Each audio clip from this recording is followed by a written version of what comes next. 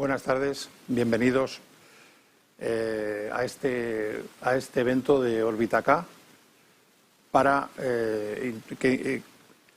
una introducción sobre la actividad, la importancia de la ética en las relaciones empresariales desde un punto de vista de la innovación y del esfuerzo tecnológico. Mi nombre es Santiago Pla, soy secretario general de Arquimia, que es el grupo de empresas donde se ubica Caudal, que es la empresa fintech que ha alumbrado y ha apoyado junto con otras fundaciones, entre las cuales está la ASE, la Acción Social Empresarial, a la cual también pertenezco, donde estamos intentando sacar adelante un entorno de colaboración y de interrelación entre empresas que fomente el incremento del funcionamiento y de las actividades de I+D en España. La innovación se aplica a productos, se aplica a servicios y procesos cuyo protagonista siempre es la tecnología. Desde ASE, desde Acción Social Empresarial y en el marco de la convocatoria de Órbita K, que como he dicho lo ha puesto en marcha Caudal, se promueven proyectos tecnológicos, innovadores, de impacto social que ayuden a crecer el ecosistema de I+D en España. La ética, que parece algo normalmente relacionado con las pirámides, una cosa antigua y que no tiene demasiada virtualidad, nos está interpelando constantemente en todas nuestras relaciones y especialmente en nuestras relaciones empresariales. Y hoy en día, fruto de esa interpelación social que ha dado entre otros efectos, la importancia que se le da a la responsabilidad social de las empresas y a cómo las empresas han de comportarse éticamente en sus relaciones externas y éticamente en sus relaciones internas también, la ética nos empuja al bien común y de este modo desempeña un papel fundamental también en la innovación. La innovación, la estructura de la innovación lo que hace es buscar nuevos caminos para que la tecnología vuelva hacia la sociedad los productos del estudio y del esfuerzo de los investigadores. Para reflexionar acerca de la importancia de incorporar un liderazgo ético a los procesos de innovación y transformación digital, tenemos con nosotros al profesor Alfred Sonnenfeld, que es doctor en Medicina y Teología. Tenemos con nosotros a Ignacio Pla, que es director de Relación con Inversores y con Empresas de I+D de Caudal. Y tendremos con nosotros en unos instantes a don Alberto Durán, que es presidente de Ilunion, que nos ha avisado que como estas son las cosas del directo, tenía un compromiso familiar, venía de viaje y está en este momento llegando y nos ha avisado que se retrasaría unos minutos. El padre Alfred Sonnenfeld, el profesor Sonnenfeld, es doctor en Medicina y Teología, catedrático de Antropología en la Universidad, en la UNIR, en la Universidad Internacional de La Rioja. Ha escrito muchísimas publicaciones científicas. Ha publicado en España al menos 6 libros, entre ellos varios bestsellers con más de 10 ediciones publicadas, y tengo que resaltar su libro de liderazgo ético, que ha recibido el mayor galardón del Knowledge Square como mejor libro de empresa del año 2020, publicado en Aula Magna, que es del grupo McGraw-Hill. Gran comunicador en medios audiovisuales y en conferencias para grandes empresas y bancos, universidades. El profesor Sonnenfeld pasó su infancia entre Suiza y Alemania, actualmente vive en Madrid y, como creo que le gusta decir, su objetivo es hacer que las personas sean felices y disfruten de la vida. Ignacio Pla es licenciado en Derecho, abogado, director de Relaciones con Inversores y Empresas de I+D+I de Caudal. Y Caudal es, como he dicho, la empresa del Grupo Arquimia que canaliza la actividad fintech de nueva inversión privada para proyectos de I+D+I y de la cual surge el apoyo a Órbita K como un entorno relacional donde hacer crecer el ecosistema de I+D+I en España a través de capital privado. Tenemos con nosotros ya a don Alberto Durán, bienvenido, que ha hecho un gran esfuerzo para llegar corriendo con las dificultades que hay. Alberto nació en El Ferrol, en Coruña. Es licenciado en Derecho por la Universidad de Navarra, máster en Economía y Dirección de Empresas del IES, experto en Defensa Nacional por el CSDEN, de la 32ª promoción. Actualmente es vicepresidente primero del Consejo General de la ONCE, vicepresidente ejecutivo de la Fundación ONCE, vicepresidente de Ilunion, que es el grupo de empresas sociales de la ONCE, y preside también la Fundación ONCE para América Latina. También es vicepresidente primero de la Asociación Española de Fundaciones, secretario general del Comité Español de Representantes de Personas con Discapacidad y ha sido presidente de Forética y miembro del grupo de expertos de responsabilidad social de la Comisión Europea. Una persona que conoce perfectamente la actividad social a la que nos referíamos anteriormente. A mí me gustaría que antes de pasar a las preguntas, tengo que decir, me han advertido que tengo que insistir en que todas las personas que nos estén viendo pueden hacer preguntas a través del chat del streaming a lo largo de todo el evento y las iremos recibiendo y no me la pasarán luego por este sistema tan difícil que es el WhatsApp. Tendré aquí las preguntas al final. Entonces, bueno, yo creo que, si os parece, yo creo que sería bueno comenzar con una pequeña exposición digamos, de esas perspectivas que hemos hablado de la ética, la responsabilidad social, la innovación, la tecnología, cómo lo podemos desarrollar. No sé si, Alberto, tú quieres comenzar exponiendo. Bueno, primero pedir disculpas porque he hecho esfuerzos, pero no han sido suficientes para llegar a tiempo. Pero bueno, me incorporo y reconocerme. Perfecto, o sea, has entrado justo en el momento. Muy bien acompañado por las personas que me acompañan en esta mesa o en esta sesión y desde luego yo humildemente, bueno, pues me siento muy orgulloso de poderle acompañarles mínimamente a ellos, ¿no? Y bueno, yo creo que en todas estas cosas lo principal es pensar ahora cuando se habla del balance triple de la empresa, la parte social, la parte de sostenibilidad o la parte de gobernanza, pensar que al final todo esto del planeta, todo esto del impacto social, todo esto, pensemos que todo esto tiene que girar en torno a la persona, ¿no? La persona siempre tiene que estar en el centro en todos estos planteamientos y creo que esto también, cuando hay alguna duda, pues puede ayudar también un poco a tomar criterio, ¿no? La persona en el centro, en este caso, cuando hablamos de personas que están en riesgo de exclusión, que es de lo que yo me siento más cómodo, pues efectivamente no son personas que tienen unas mayores dificultades y por lo tanto hay que tratar de darles un contexto en el cual se muevan con cierta igualdad de oportunidades, ¿no? Pero pensaría en cualquier cuestión. Cuando las organizaciones planteamos objetivos, retos, pensemos que es la persona. Está bien hablar de planeta, pero planeta porque es el planeta en donde viven las personas, no es la nave en la que vamos todos. Entonces, pensando, las personas creo que tienen que ser en el centro, pensando en esta cuestión, tanto en la innovación como en el desarrollo de cualquier política de responsabilidad social de la empresa, como en cualquier otro planteamiento que se quiera hacer como sociedad, ¿no? Muy bien.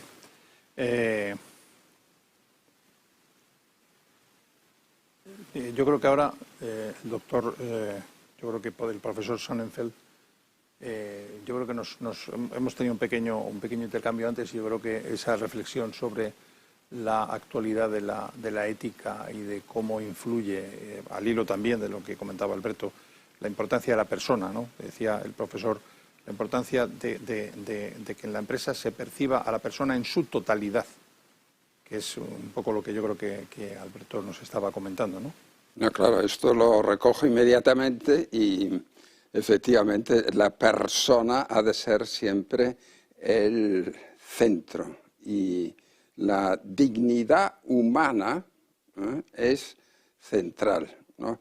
Un neurobiólogo, un gran amigo mío que está en Göttingen, ha escrito un libro titulado Würde, que quiere decir dignidad. Y él comienza con esta palabra. ¿Tú no te das cuenta que al lesionar la dignidad de otra persona te estás lesionando a ti mismo? Lo dice un neurobiólogo. Es decir, que es absolutamente central. Y de ahí se desprende todo, ¿no? Es decir,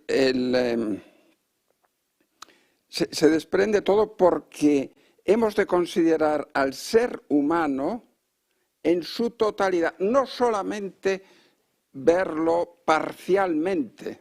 Esto ya lo decía Sócrates, ya lo decía Platón, ya lo decía Aristóteles, ¿no? Estos grandes genios de la Grecia clásica.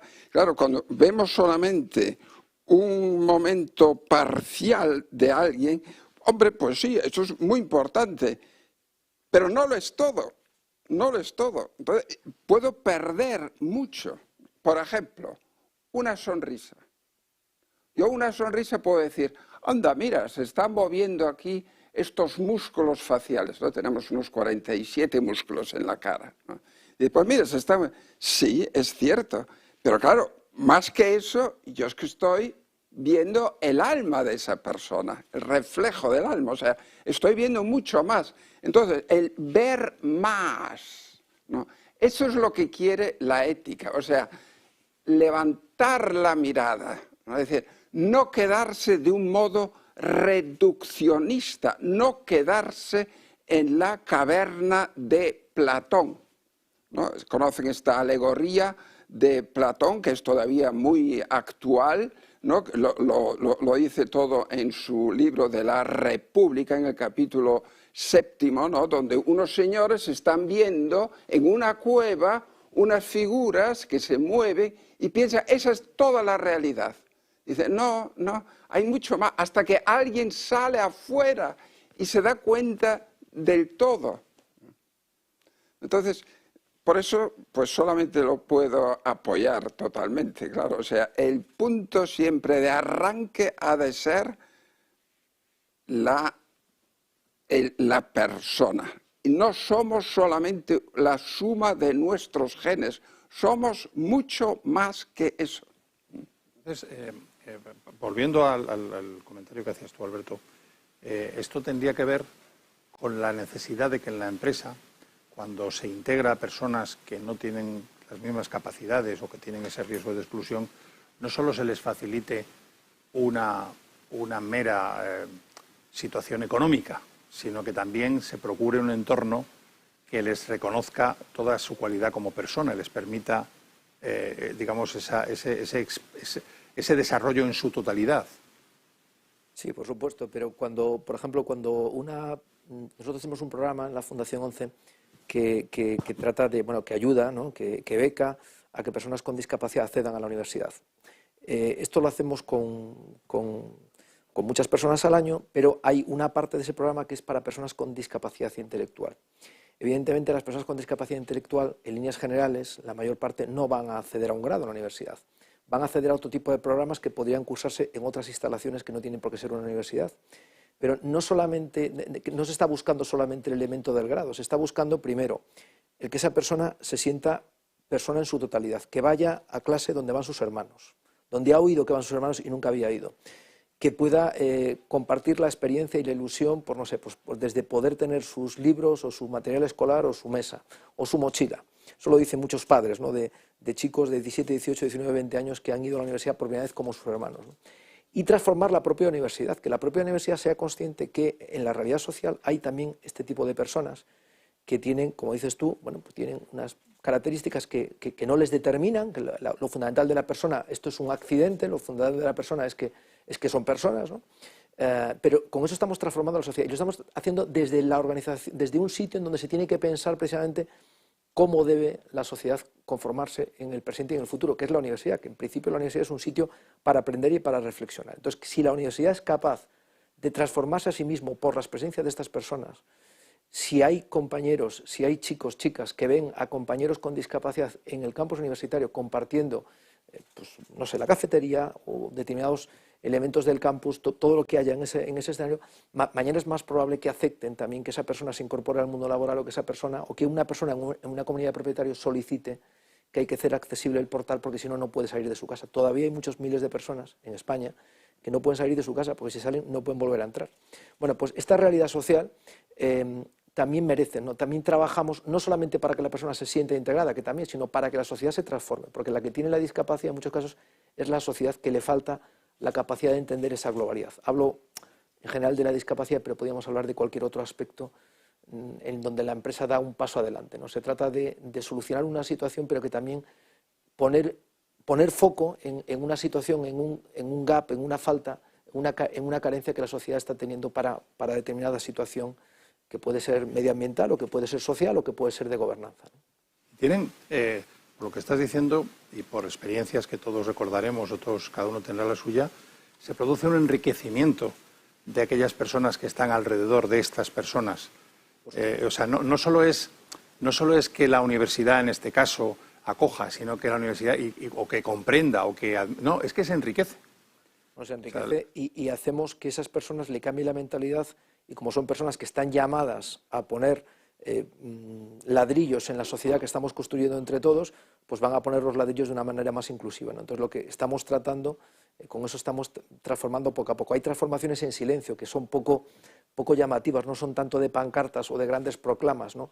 Son de dar ejemplo, ¿no? Son de que la gente se transforme. La gente es buena, ¿no? En general, ¿no? Y la gente si ve que algo es posible, si ve que algo, si tienes algo cerca, pues lo acabas queriendo y acabas sintiéndote parte también en ese proceso de transformación, ¿no? Yo creo que eso es un elemento importante. Las personas están atraídas por el bien, y cuando ven que algo es bueno, pues, salvo patologías que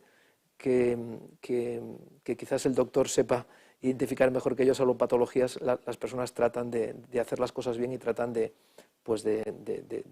hacer el mayor impacto positivo que puedan hacer en su entorno, ¿no? Profesor Sonnenfeld, leyendo algunas de las reflexiones que usted tiene, llega uno a darse cuenta de que, yendo ya al ámbito de la empresa es un conjunto de personas lideradas, coordinadas, con un objetivo común, que va mucho más allá del mero beneficio económico. Porque, entre otras cosas, porque muchos, o no sé si todos, pero bueno, muchísima gente nos movemos en el ámbito de la empresa, desarrollamos una gran parte de nuestra vida, nuestras relaciones sociales, y no solo estamos motivados, ¿no? Eso la psicología laboral lo ha visto hace mucho, ¿no? Un empresario, lógicamente, es un líder y quiere que su personal estén motivados, estén enriquecidos. Pero desde el punto de vista de la calidad ética, lo que me gustaría preguntarle es cuáles serían los problemas de fondo que se deberían de tener en cuenta para tomar en cuenta los factores de la debilidad humana.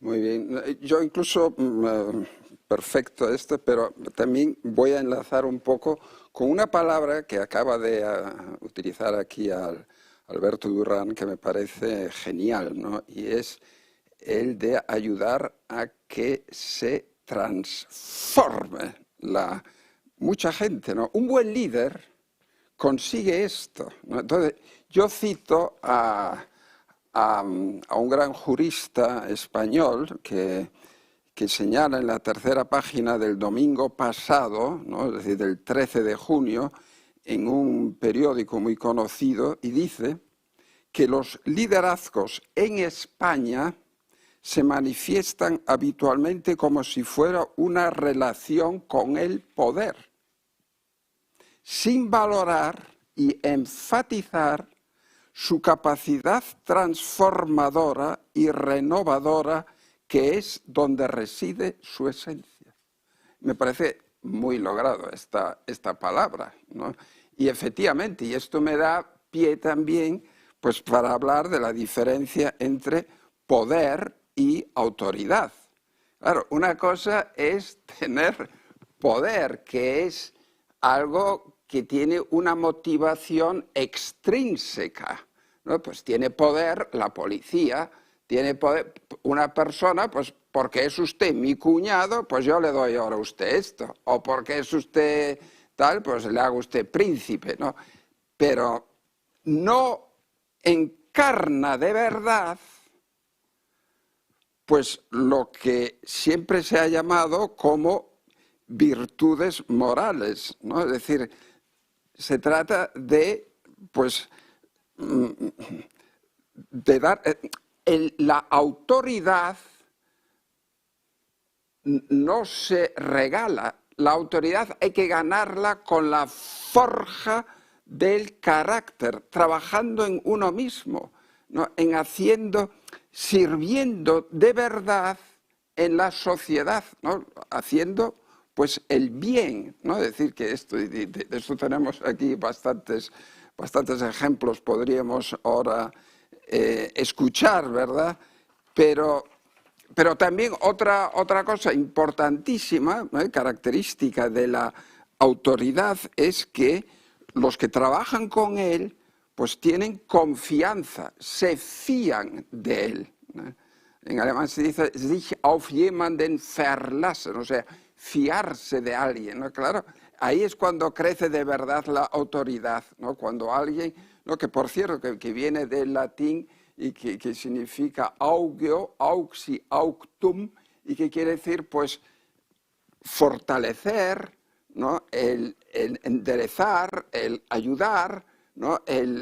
Claro, una persona que tiene la autoritas se le sigue porque es para mí como un ejemplo, la encarnación de algo que vale la pena.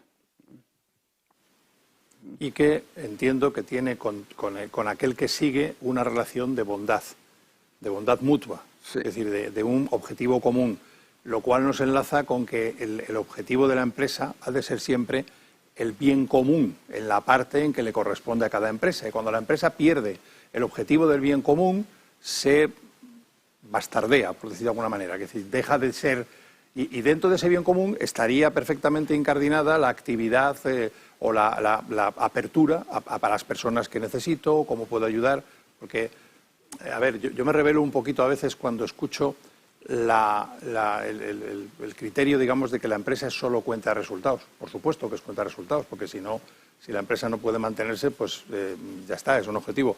Pero no solo es eso, y hay ese trabajo silencioso que tú, Alberto, comentabas antes, se produce también en muchas empresas, que no solo tienen esa visión meramente mercantil o de beneficio, sino que también se preocupan, a veces con una exposición externa de su responsabilidad social y otras veces no.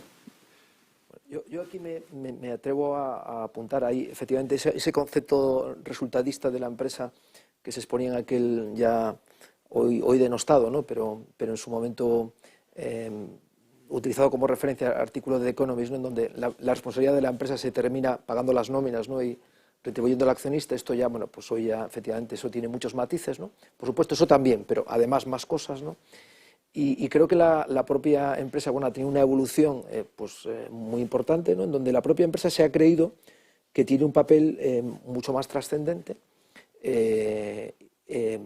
porque lo otro era evidente que no podía ser, ¿no? Una empresa al final nace en la sociedad, utiliza recursos de la sociedad, incorpora talento de la sociedad, impacta en la sociedad, en el medio ambiente, vive en una comunidad, tiene una relación con proveedores, con clientes. Entonces, bueno, pues ese concepto absolutamente aislado de la empresa no tiene ningún tipo de sentido, ¿no? Y yo creo que algunos todavía se piensan que la junta de accionistas es el máximo órgano al que van a reportar y ya no hay más, ¿no? Y hay una junta de accionistas mucho más importante, no le quito valor a la junta de accionistas tradicional, pero hay una que es la sociedad en general, ¿no? Claro, es que la junta de accionistas te puede modificar el consejo de administración, pero es que la sociedad también puede modificar el papel de la empresa. Es que luego la sociedad elige a los que legislan, y los que legislan establecen las reglas del mercado, o por lo menos las reglas que afectan a las del mercado, ¿no? Aunque el mercado tenga sus propias reglas. Entonces, tenemos que ser, creo que es muy poco inteligente, además que creo que es muy poco social, pero es muy poco inteligente el pensar que se puede vivir al margen de todo esto, ¿no? Es mejor tener una actitud proactiva en donde la empresa se preocupa y se ocupa de las cuestiones que importan a la sociedad, porque la sociedad debe de ver a la empresa, ¿no? Pues como un factor sumamente positivo en esa construcción social, ¿no? Ahora lo hemos visto con la pandemia. En la pandemia hemos visto ejemplos magníficos de grandes empresas y otras no tan grandes que han sido más ejemplos, digamos, menos notorios, ¿verdad?, de empresas que han podido traer recursos, que han podido traer elementos de protección o que han podido traer, no sé, respiradores, ¿no?, por no citar nombres de ninguna. O nosotros mismos hemos recibido apoyos de empresas que dicen, oye, mira, yo tengo esto, son momentos muy complicados, no sé quién lo necesita más, por favor, ayudadme a repartirlo o a distribuirlo, o dinero, bien. Bueno, hemos visto una gran capacidad, ¿no? Una gran capacidad, eso que decías tú antes, de personas en torno a un líder que tiene autoridad, como decía el profesor, ¿no? y que por lo tanto le siguen en esa búsqueda también de, por supuesto, de la cuenta de resultados, pero también de contribución al bien común, esa empresa ha sido capaz de demostrar que puede hacer, y creo que ha sido un mensaje muy positivo. A veces decimos, es que el concepto de empresa, la sociedad es mejorable, vamos a ponerle una asignatura al alumno que sea la empresa. Y dice, bueno, eso está muy bien, pero eso conseguiremos algo dentro de 20 años y para empezar habría que ver cómo le va a dar clase el profesor, ¿no? O sea, no solamente el alumno, sino ese profesor que va a dar clase, qué concepto va a transmitir de empresa y de empresario, ¿no? Pero dicho esto, el mejor ejemplo ha sido esto. Dice, en la pandemia ha habido una gran demostración de muchas empresas, de muchos profesionales que han hecho un montón de cosas, bien a nivel colectivo, bien a nivel individual, ¿no? Y que han hecho cosas tremendas. La sociedad civil ha dado un paso importantísimo poniendo encima de la mesa aquello que tenía, ¿no?, para poder ayudar. Yo creo que la empresa, que por definición es un conjunto de personas que son muy eficientes haciendo algo, esa eficiencia la pueden poner al servicio de muchas causas, ¿no? Por supuesto, la principal es su propia actividad de negocio, ¿no? Pero también pueden ponerla al servicio de su propia actividad de negocio tratando de impactar positivamente al máximo y tratando de impactar negativamente en la misma expresión, que al final eso es el resumen de lo que es la responsabilidad que tiene que tener la empresa, es tratar de hacer el mayor efecto positivo con todas las acciones, sabiendo que en todas las acciones detrás hay personas y tratando también de minimizar el efecto negativo, que a veces pues hay algún efecto negativo colateral que hay que tratar de minimizarlo. Llegamos ahora a mezclar. Te estabas refiriendo tú, Alberto, a la proyección externa de la empresa en esa transformación social. El profesor hablaba de la necesidad del ámbito interno de la empresa. Si la empresa no respeta esa ética interna y no es transformadora para bien de sus propias personas entendidas como un todo, pues es difícil que luego, o sea, que son como dos caras, habéis planteado dos caras de la empresa, no digo de la misma manera, de la empresa, que además una sin la otra es difícil que se den. Hablamos de transformación, hablamos de técnica, hablamos de innovación. Ignacio, ¿tú cómo verías la importancia que tiene todos esos elementos de innovación y de investigación empresarial que conoces dentro de esta transformación social de cara hacia afuera de la empresa? Sí, hay varias ideas, en mi opinión, muy interesantes.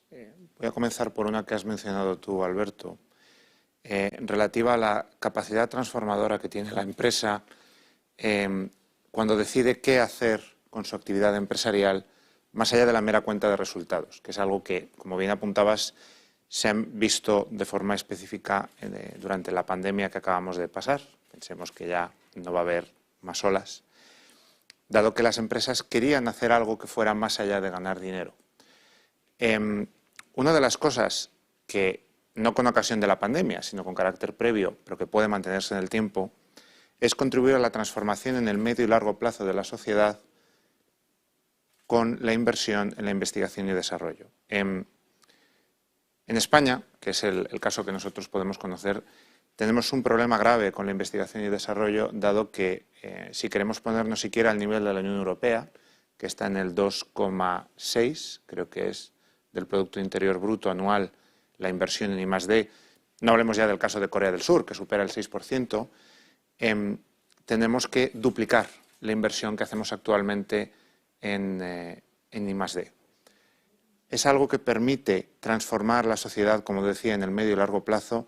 Es algo que es muy, muy, muy necesario. Porque precisamente, y de forma levemente irónica, la respuesta que han podido dar las empresas a la pandemia ha venido dada en gran medida por la investigación y el desarrollo que previamente hicieron. Me estoy refiriendo a las pruebas, los test COVID, los nuevos tipos de materiales para las mascarillas, toda la respuesta que ha habido sanitaria. Todo eso nació de la I+D porque alguien puso dinero para la I+D y porque alguien se decidió a ejecutarlo.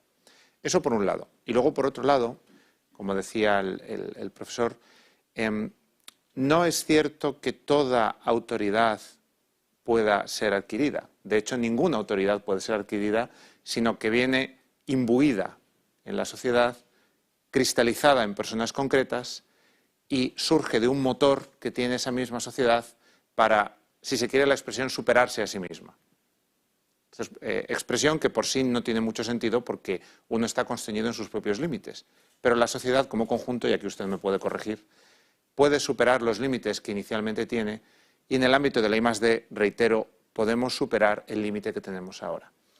Ahora mismo necesitamos hacer un esfuerzo conjunto grande como sociedad, hablo de la sociedad española, para incrementar la inversión en I+D y poder dar lugar a usos de la tecnología que, respetando a la persona en su conjunto, y aquí enlazo con lo que mencionabas tú antes, respetando a la persona en su conjunto y las particularidades que no determinan la esencia de esa persona como ser humano y como persona, sujeto de derechos y de obligaciones, nos permita tener la capacidad de adaptarnos y de incrementar el conjunto de posibilidades que ofrece la sociedad.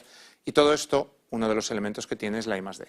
Necesitamos invertir mucho más. Yo comprendo que me repito, pero es absolutamente imprescindible y creo que es una de las tareas urgentes que tiene la sociedad española actualmente. Yo me gustaría insistir, al profesor me gustaría preguntarle, en el libro Liderazgo Ético, insiste usted al comienzo de las reflexiones sobre la importancia de la ética que considera al ser humano en su totalidad. Pero ¿por qué este punto de vista es tan importante para un buen funcionamiento de una empresa? No para el funcionamiento de la empresa, sino para el buen funcionamiento de la empresa. Sí, bueno, una y otra vez, pues el punto de arranque es siempre la persona. Es decir, todas estas consecuencias, ¿no?, del I+D más I, ¿no?, pues en realidad saldrá mejor adelante en tanto y en cuanto cada uno se da cuenta de verdad de dónde están sus tareas, ¿no?, de qué es aquello que le perfecciona, ¿no? Es decir, vamos a ver, yo ahora tengo que meter un poco mis conocimientos de neurobiología, que me ayuda mucho, ¿no? Entonces, el ser humano es por naturaleza relacional, ¿no? Martin Buber ha dicho esta frase tan bonita que me parece fantástica, es un gran filósofo, ¿no?, ya muerto, ¿no? Dice: yo me hago gracias al tú. O sea, así comenzamos. En realidad es que dependemos de mucha gente. Si yo no hubiera tenido mis padres que me han hablado, ¿no?, yo necesitaba ser hablado para poder hablar, ¿no? Y así constantemente, ¿no? ¿Pero por qué? Porque el ser humano es por naturaleza relacional. Y esto es muy importante para un buen líder. El buen líder, ¿no?, el líder, el así llamado supportive leader, ¿no?, es el que sabe invitar, animar, inspirar y entusiasmar, teniendo a esa gente ahí delante de él. Esto es lo importante. Entonces, claro, tiene ahí ese tipo de personas, ¿no?, el saber colocarlos en cada sitio donde van a poder desarrollar del mejor modo posible ese potencial tan grande que tenemos todos, ¿no? Claro que tenemos también muchas debilidades y nos damos cuenta de esto constantemente y tal, pero por eso hay una palabra que utilizamos mucho ahora los neurobiólogos y es el autogobierno. El autogobierno que le da a uno una libertad enorme, pero claro que tiene que ganar cada uno, ¿no? El autogobierno, que pues sí, tiene mucho que ver con esto, en el sentido de que nosotros desde que nacemos, nosotros tenemos dos sistemas, ¿no? Por un lado, el sistema reptiliano, sistema basal, que quiere inmediatamente lo inmediato, ¿no? Pero ya, ¿no?, con ciertos años, pues en la corteza prefrontal, ahí donde tenemos un sistema de neuronas, ¿no?, prefrontales y que actúan, ¿no?, top-down sobre el otro, que viene de bottom-up, ¿no? Es decir, y es importante esa armonía. Bueno, una persona que se gobierna, que se autogobierna, no autocontrola, esta es una palabra freudiana que no viene a cuento, ¿no?, pero que se sabe autogobernar, claro, estas son las personas que gozan de la verdadera libertad, que gozan de lo que, fíjense que se ha entrado en la neurobiología el término de felicidad eudaimonística. La eudaimonía es la vida lograda, llevar una vida lograda, que es a donde queremos llegar todos, que es a donde Aristóteles, es una palabra que utilizó por primera vez Aristóteles y que me parece genial. Claro, es la eudaimonía. Dice, ¿quiere usted llevar una vida eudaimónica o una vida hedónica?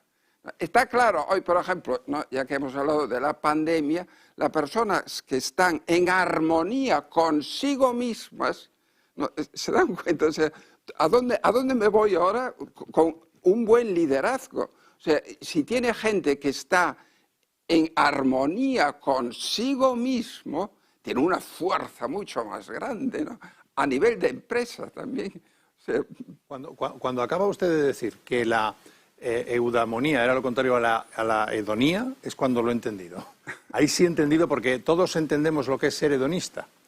Buscar mi placer, preocuparme solo de mi satisfacción. Sistema reptiliano. Sí, y es lamentablemente, en muchas ocasiones, pues la sociedad, en muchas de sus manifestaciones, propone ese tipo de proyectos vitales, ¿no?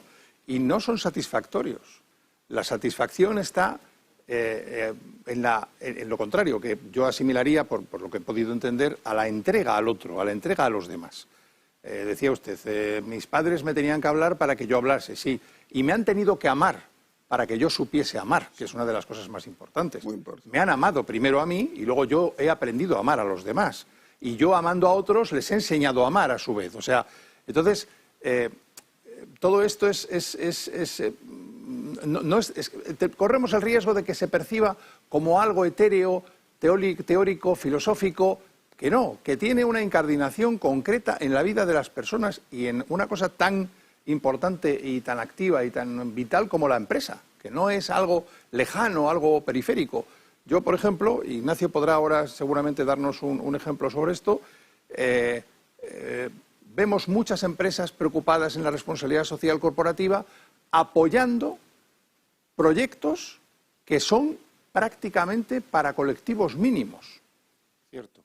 Que eso es una cosa que no es algo fácil.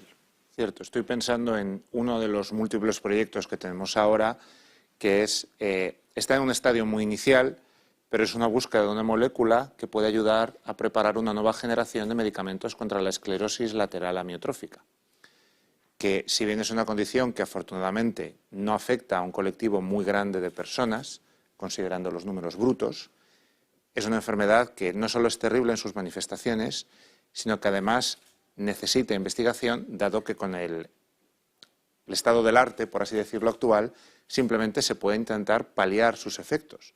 Pero, salvo que mucho me equivoque, al día de la fecha no tenemos tratamiento efectivo que la haga una enfermedad que se pueda tratar de forma eficaz. O al menos paralizar su... Exacto. Entonces, lo digo porque efectivamente, al hilo de lo que mencionabas tú, puede dar la impresión de que lo que estamos hablando aquí es muy etéreo, pero la necesidad de que dentro de la empresa cristalice la visión que apuntaba Alberto, de que el Consejo de Administración o el cuadro directivo de la empresa no es un ente autónomo que gira dentro de su propio universo y que está desconectado del resto de la realidad. Esa visión, gracias a Dios, se superó hace mucho tiempo. Uno de los elementos en los cuales puede cristalizar como vector externo no es solamente la responsabilidad social corporativa de la empresa en el ámbito de formación externa, actuaciones externas. Tenemos a Ilunion como caso paradigmático, que es un conjunto de sociedades y un conjunto de actuaciones concretas en ámbitos muy específicos. Yo he estado alojado en hoteles gestionados por Ilunion, por poner un ejemplo muy, muy concreto. Pero es verdad que otro de los vectores en los cuales puede cristalizar es el apoyo a los proyectos de I+D propios, que los puede haber, o de terceros. Y es cierto, enlazo con lo primero que decías tú, que hay empresas, y se me ocurren ahora varios ejemplos de clientes míos, que están preocupados por proyectos muy específicos que, si bien afectan a colectivos muy pequeños por su número, tienen una importancia primordial. Verbigracia, el ejemplo que ponía de la molécula de la ELA, pero hay ejemplos de proyectos a porrón, montones. incluso de enfermedades raras, que hablamos a lo mejor de la porfiria también tenemos algunos. De 400 personas afectadas en todo el mundo. Y que si no hay esa voluntad de mejora y de...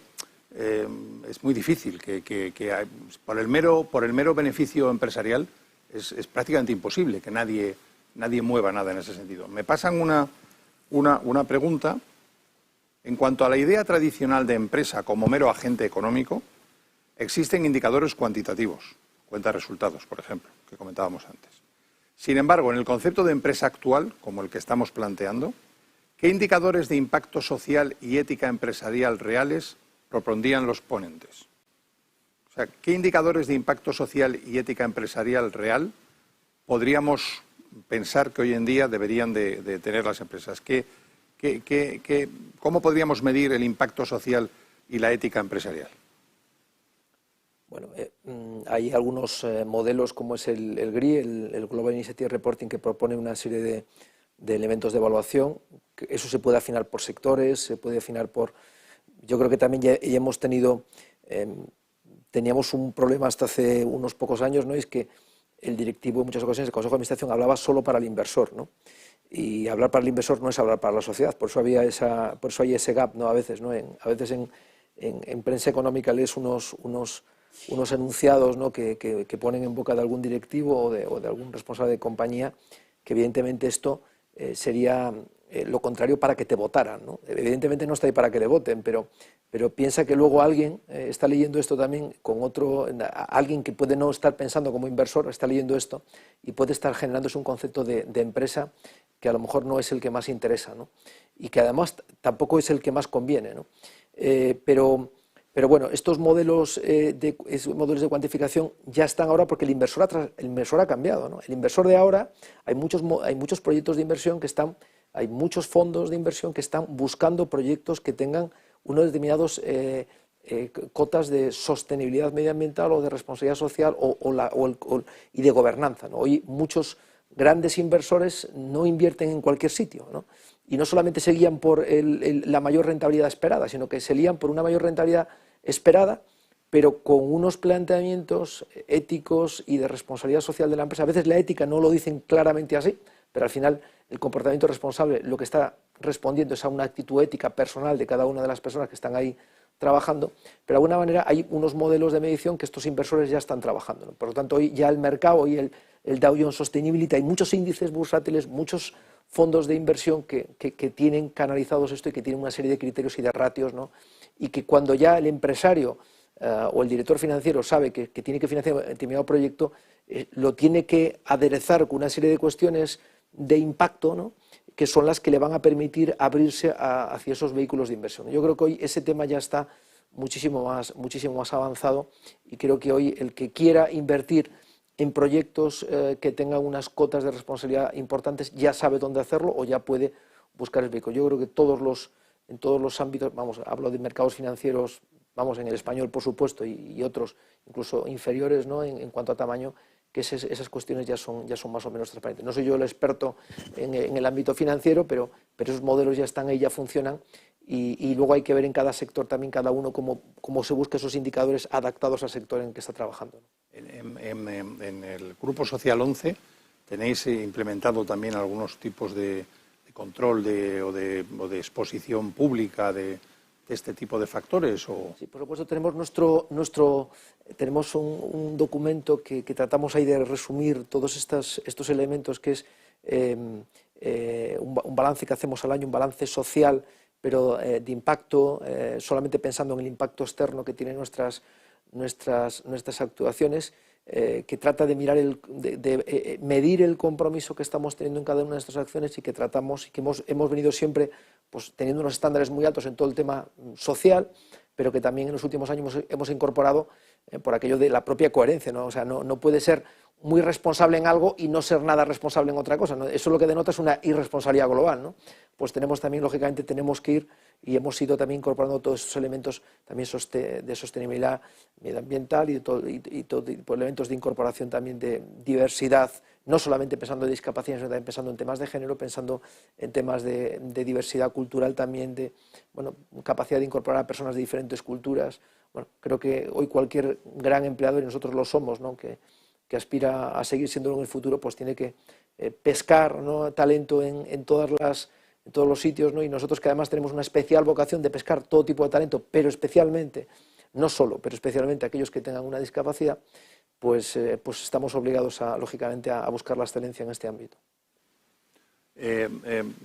Quería también, al hilo de la consulta, de la pregunta que nos pasan, quería también preguntar hasta qué punto este planteamiento de la importancia de la responsabilidad social influye en las decisiones, o cómo lo percibís vosotros, en las decisiones de inversión en el mecenazgo tecnológico. O sea, cuando una empresa se plantea invertir en I+D, ¿hasta qué punto, si ese I+D es productivo o no productivo, o es social o no es social, eso influye o no influye en la práctica? ¿Cómo lo veis vosotros?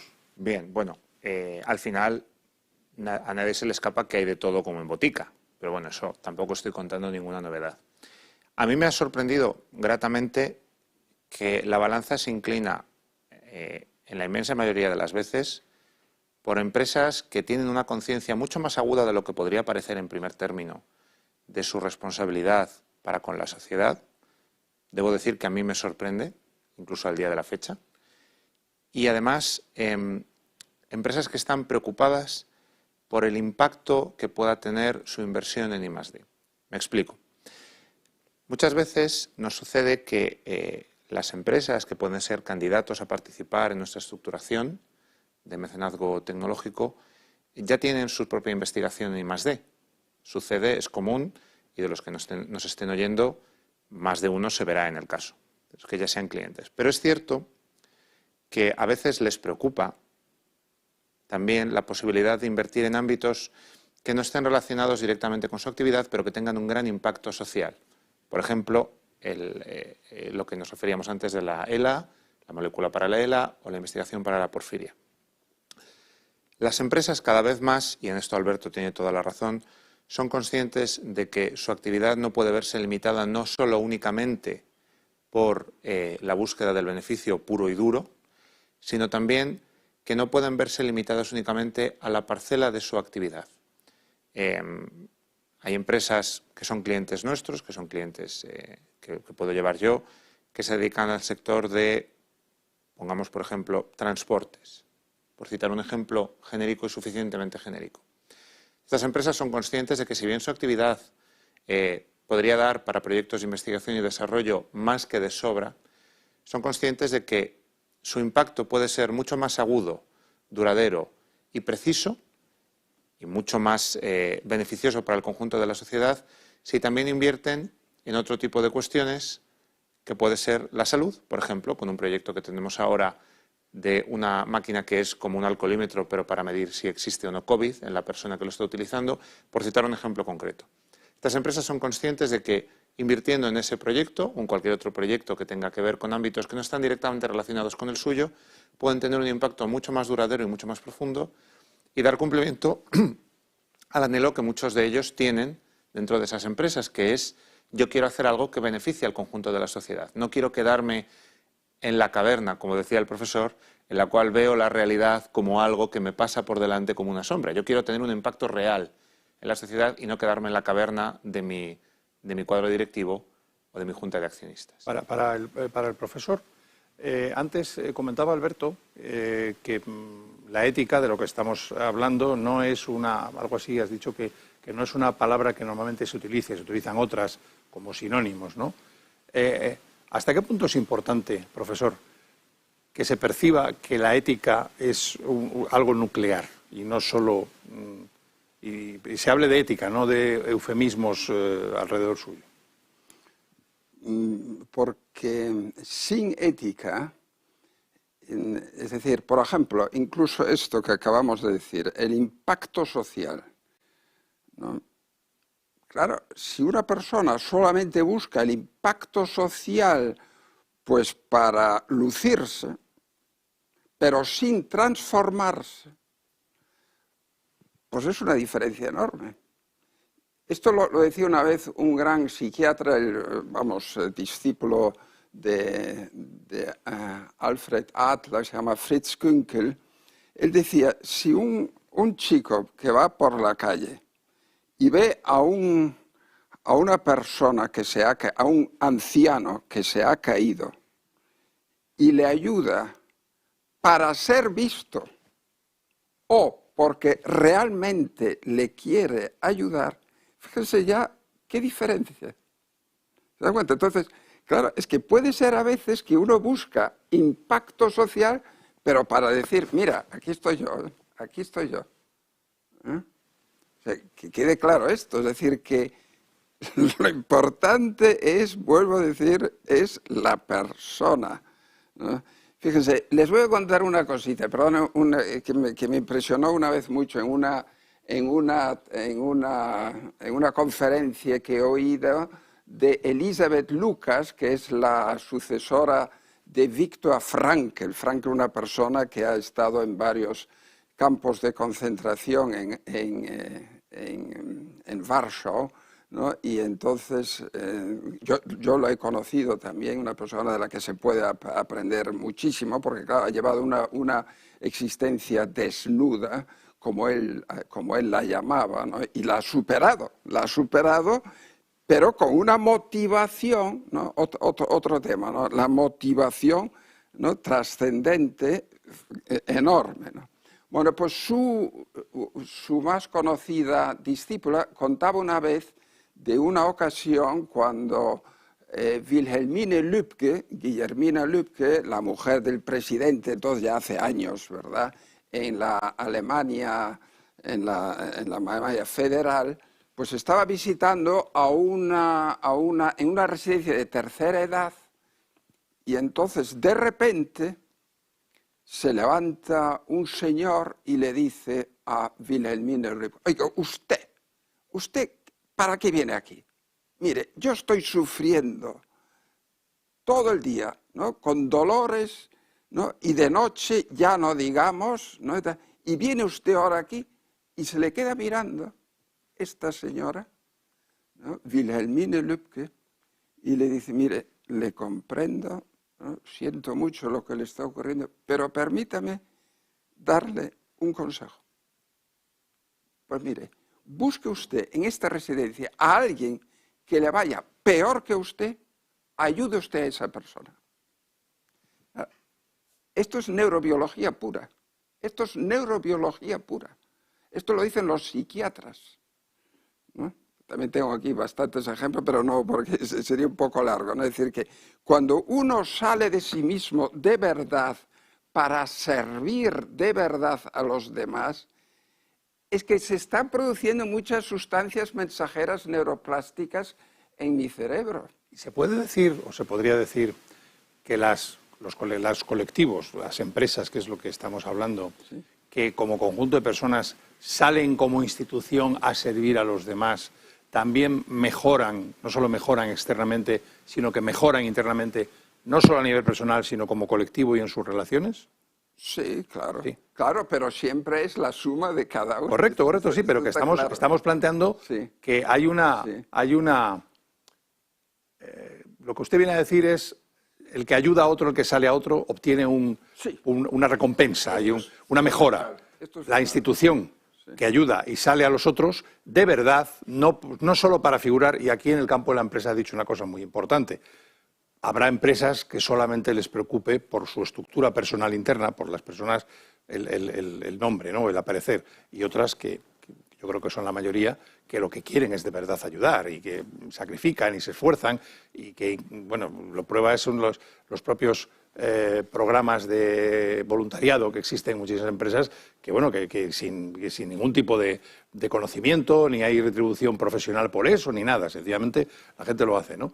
Pero que, claro, es importante que la empresa que hace eso obtiene una mejora interna, no evaluable, pero que hace que sea más eficiente, porque al final la eficiencia empresarial no deja de ser interna, deja de ser la buena colaboración y lo que llaman el buen clima social, ¿no?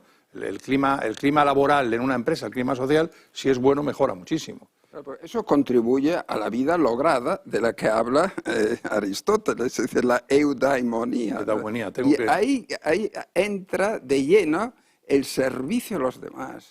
Me dicen que tenemos que cortar, que ha sido, vamos, yo seguiría hablando bastante más tiempo porque el tema, reconozco que cuando me plantearon el esquema y leído la ética, digo, ¿y ahora esto cómo lo...? O sea, y luego, sinceramente, ha sido súper fácil y lógico, ¿no? Y exactamente, ¿no? Y lo hemos aterrizado muy fácilmente y tal, ¿no? Pero es verdad que se debería quizás de plantear más, de hablar más sobre este aspecto dentro de las empresas. Y bueno, pues quedamos emplazados entonces a una nueva, a la siguiente reunión que tengamos sobre este tema, y damos las gracias a nuestros ponentes, damos las gracias a Alberto, al profesor, a Ignacio y a Orbitaca por habernos permitido, bueno, pues tener este intercambio que esperamos que les haya sido interesante y que les haya abierto horizontes y que permita pues, que todos seamos un poco mejores y nos entreguemos mejor a los demás. Muchísimas gracias. Muchas gracias.